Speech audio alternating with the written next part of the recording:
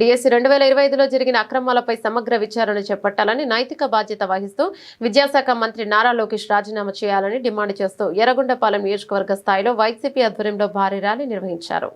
Yerragondapalem MLA Tatiparthi Chandrasekhar ఇచ్చిన పిలుపు మేరకు నిర్వహించిన ఈ ర్యాలీకి వైసీపీ నాయకులు, కార్యకర్తలు, విద్యార్థులు, యువత భారీగా తరలివచ్చారు. ప్రభుత్వానికి వ్యతిరేకంగా యువత చేసిన నినాదాలతో ర్యాలీ మారుమోగింది. ఎర్రగొండపాలెం పట్టణంలోని ఎమ్మెల్యే క్యాంపు కార్యాలయం నుంచి ప్రారంభమైన ర్యాలీ బస్టాండ్ సెంటర్లోని దివంగత ముఖ్యమంత్రి వైఎస్ రాజశేఖర రెడ్డి విగ్రహం వరకు కొనసాగింది.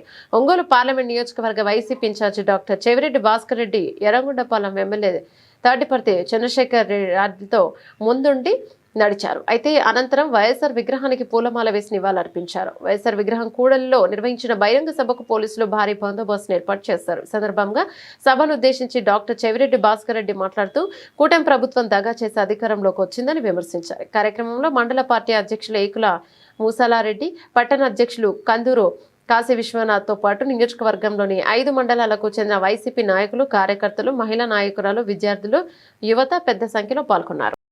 ఒక దగ, ఒక మోసం, మాట తప్పే లక్షణం, మడిమ తిప్పే లక్షణం.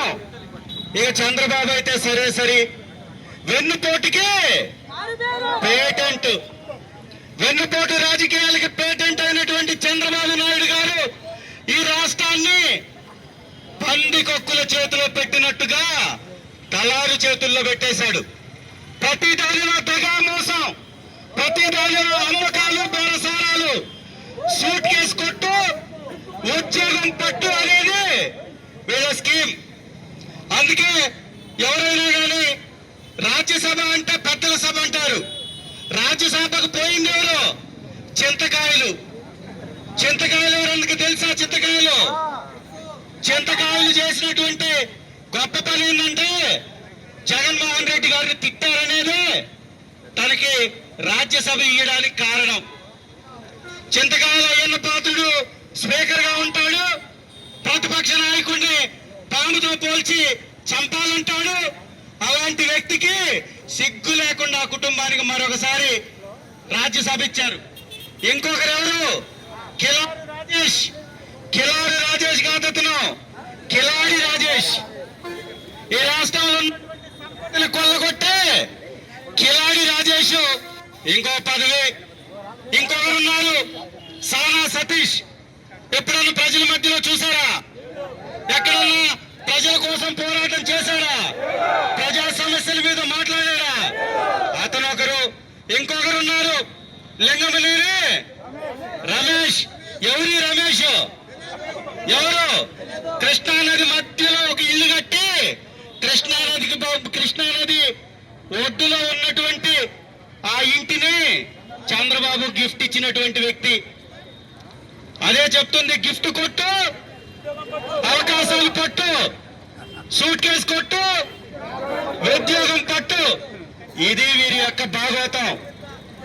మద్యం తాగి మద్యం మత్తులో 3 సార్లు స్కూటర్ని గుద్దించి ఒక మహిళ మీదుగా ఒక విద్యార్థి, 29 సంవత్సరాల విద్యార్థి ప్రియాంక, రాజమండ్రిలో 29 సంవత్సరాల విద్యార్థి ఒక మాల్కి వెళితే తాగినటువంటి తెలుగుదేశం గోండాలు, మేయరో లేకపోతే చైర్మన్ బంధు ఒకరు, తెలుగుదేశానికి సంబంధించి, జనసేనకి సంబంధించి ఇంకొకరు, వాళ్ళిద్దరు కలిసి ఆ బిడ్డని తొక్కిచ్చి తల మీద నుంచి కారుని పంపించి చంపేశారు. నిన్నే చనిపోయింది.